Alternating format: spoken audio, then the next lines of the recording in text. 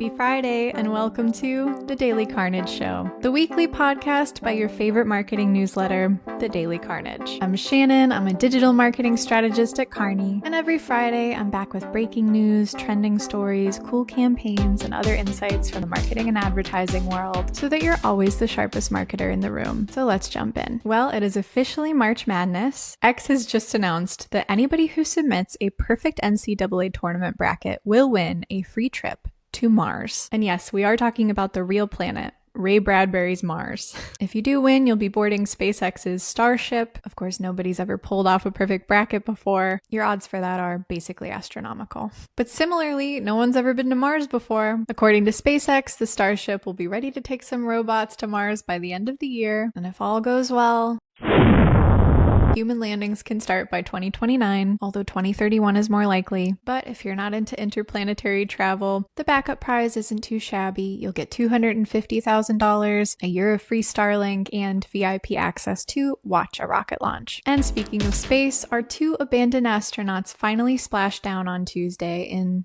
somebody's Gulf. I don't know if anyone told them, but the vibes are kind of weird here right now. And after about 5 minutes on Earth, it's reported that the astronaut said, quote, "Never mind, put me back."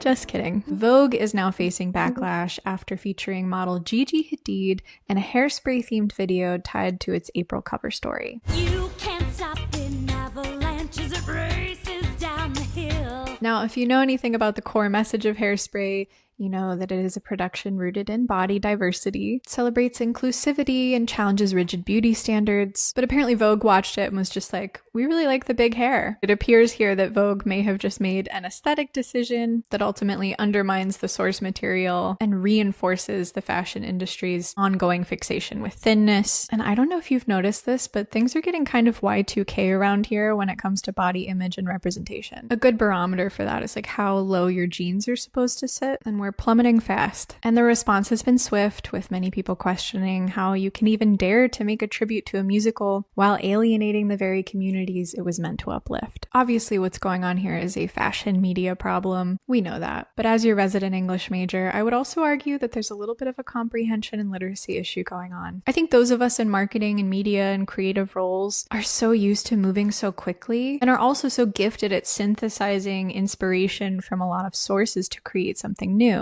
But I do worry as the speed of content accelerates that we're losing the ability to deeply engage with source material and really encounter texts in thoughtful ways. You know, Hairspray really isn't a head scratcher. You don't need to workshop it that long to figure out what it's about. It's a good reminder to deeply consider your sources of inspiration and maybe better anticipate some of the imports and cultural implications that come along with it so that you don't look like you didn't do your homework. Onto a brand that has done its homework, PepsiCo has dropped nearly $2 billion to acquire the prebiotic soda brand Poppi. And this marks a major power shift in the better-for-you beverage space. Poppi, which started gaining traction after an appearance on Shark Tank and then some splashy marketing, including a Super Bowl ad earlier this year, pulled in $500 million in sales in 2024. And instead of trying to build their own health-focused soda, Pepsi thought it would be smarter just to buy the category leader outright, especially as we see Coke start to roll out its own prebiotic drinks under the Simply brand. So we're starting to see the legacy soda giants take steps toward more of these low-sugar beverage options, which means that Poppi is about to have a lot more muscle behind it, with its competitor Olipop hot on its heels at nearly $2 billion in its latest funding round. So the competition is heating up, but we can't discount that some of the appeal of these popular prebiotic sodas has been their indie flavor. They're young, hip, and colorful challengers to the brands that have dominated the soda aisle for all of our lives. So it'll be interesting to see how consumer sentiment for Poppi may shift over time under the weight of an industry giant like PepsiCo. Perplexity has just dropped a new campaign making fun of Google for its infamous AI fail from 2024. The commercial features Squid Game star Lee Jung-jae, who's stuck in a room and must answer questions to escape. When faced with the question, how do I make cheese stick to pizza, he first turns to Google, only to get the infamous add Elmer's glue response. And if you don't remember, in March of last year, somebody Googled, how do I get my cheese to stay on my pizza? And Google's AI overview responded with, quote, mix about 1/8 cup of Elmer's glue in with the sauce. This insight was apparently grabbed from a Reddit joke, and as we know, AI sometimes has no sense of humor. So back to Perplexity's new campaign, campaign, Lee Jung-jae then turns to Perplexity, which gives him a much more useful tip. Quote, use fresh, low moisture mozzarella and don't use glue. And this is a great way for Perplexity to start positioning itself as the more reliable competitor in the search engine space. But as we know, all AI hallucinates. The consumer challenge is really to find the least delusional AI tool at any given moment. But I gotta say, it's kind of refreshing to see somebody clown Google like this. Really feels like the 21st century is heating up.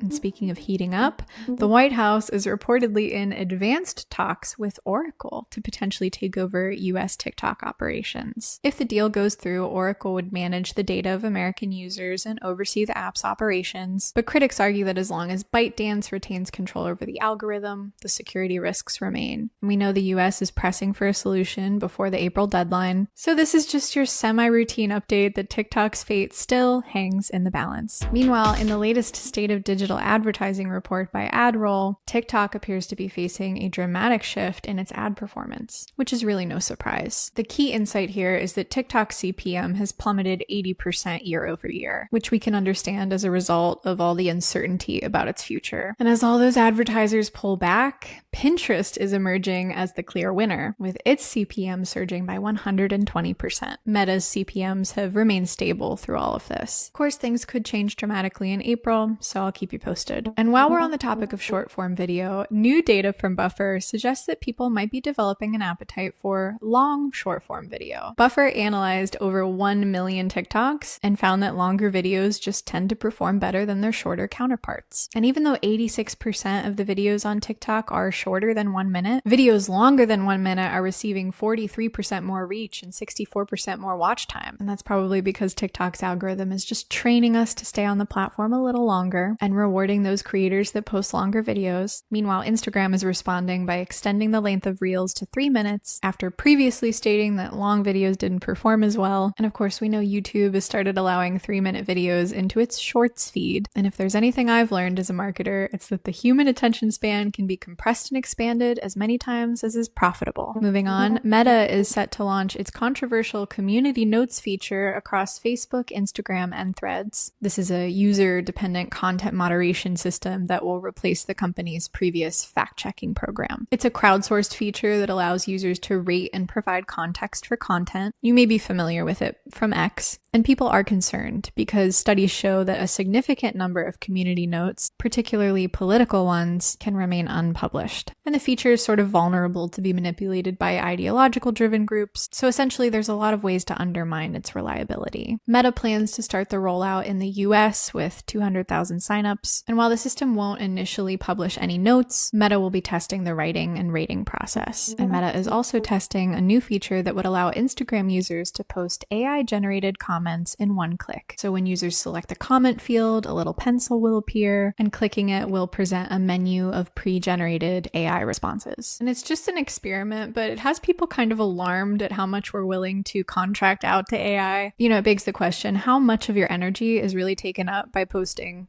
cute outfit, bestie? And also, isn't that where our free energy is supposed to go? Shouldn't AI be taking tedious tasks off your plate, like building a data table so that you have extra energy to comment on your bestie's Instagram photo? And I think we can all hear the collective sigh from our social media managers who already have to contend with human moderation in the comment section. There's just no telling how this will go, but it does seem to follow the trend where social media is getting less social, perhaps even antisocial. And yes, we polled our newsletter subscribers about this proposed new feature, to which 64% responded, "Oh my god, no, please no." And there's some free market research for Meta. Google has made its biggest acquisition to date, dropping $32 billion on the cloud security startup Wiz. And the deal is aimed at strengthening Google Cloud's offerings and helping it close a significant revenue gap with rivals like Amazon and Microsoft. To put it into perspective, Google Cloud generated only $43 billion last year, whereas Amazon and Microsoft generated $105 billion and $107 billion respectively. And Google is betting here that Wiz's innovative technology and rapidly expanding customer base will help Google gain some traction in the AI world. And now, the book that Facebook doesn't want you to read. So the former head of global policy at Facebook,